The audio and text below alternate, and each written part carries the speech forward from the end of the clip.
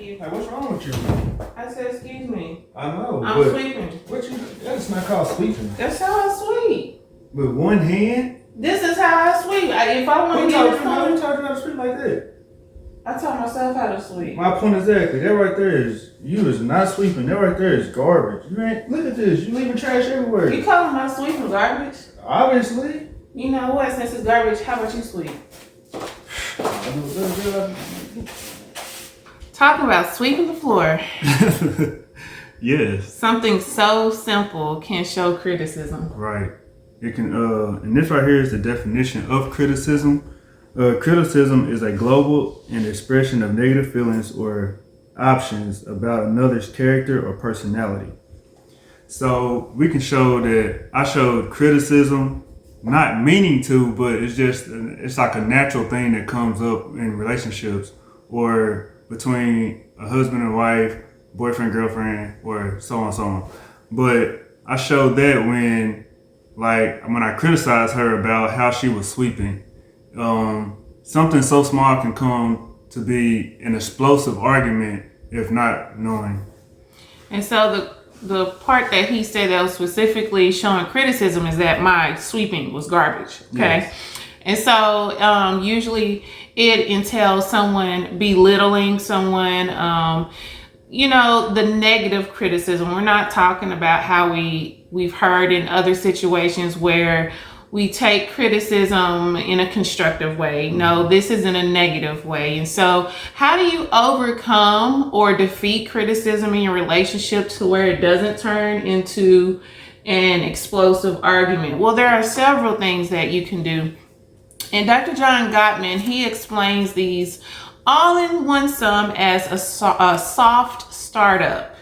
And by doing that, there are specific things that we do in our communication to where we can avoid entertaining those negative criticism or the negative remarks to our spouse. Right. And so one of the things that we can do is not blame our spouse.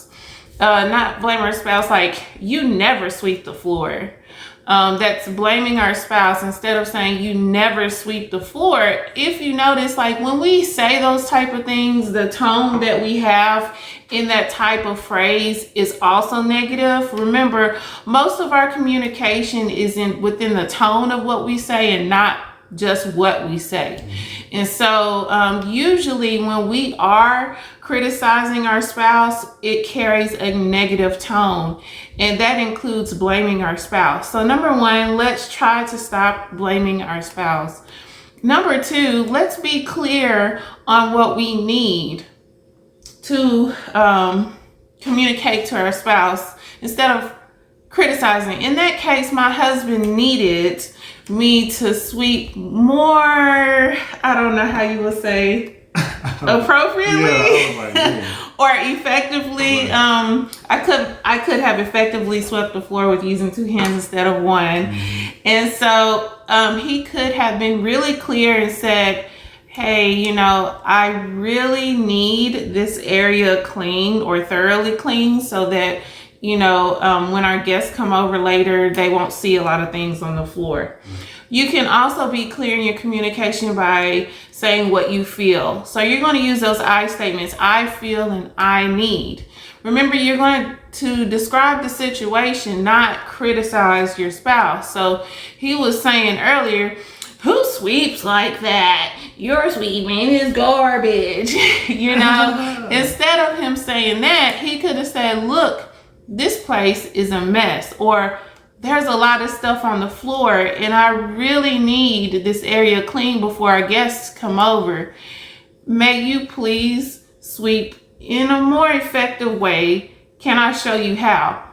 Now, I know that seems almost unnatural to say, but it is okay to speak that way. Just sometimes we have to train ourselves. That way we can avoid an unnecessary argument. So the next part is just to be polite. Instead of having that negative tone or the negative or hurtful approach, because when we're being criticized, we hurt, or when we criticize our spouse, we hurt them.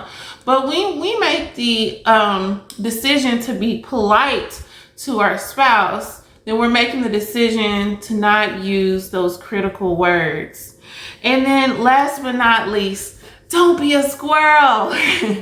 Don't store up negative feelings from the past situations to apply it to the now situation, because I was just sweeping the floor and he could have extended on to, you can't sweep the floor just like you can't do dishes. But he didn't do that, thank God. But sometimes we do that when we criticize this one after another, because we have stored things like squirrels storing acorn for the winter. Right.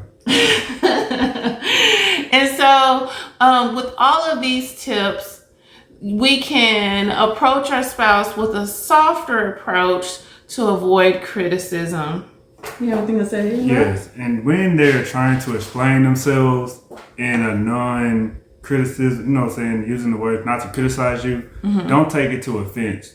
Even though it's not negative, but it's a good way, you know what I'm saying, to start the conversation, don't take that to offense either. Like she said, like, I could have came over, I prefer you to sleep like this, or let me show you. Don't just throw the room, or show me then, you know, just, okay, well, show me, you know, how you want me to do it, or how you were taught to do it. Just show me that way.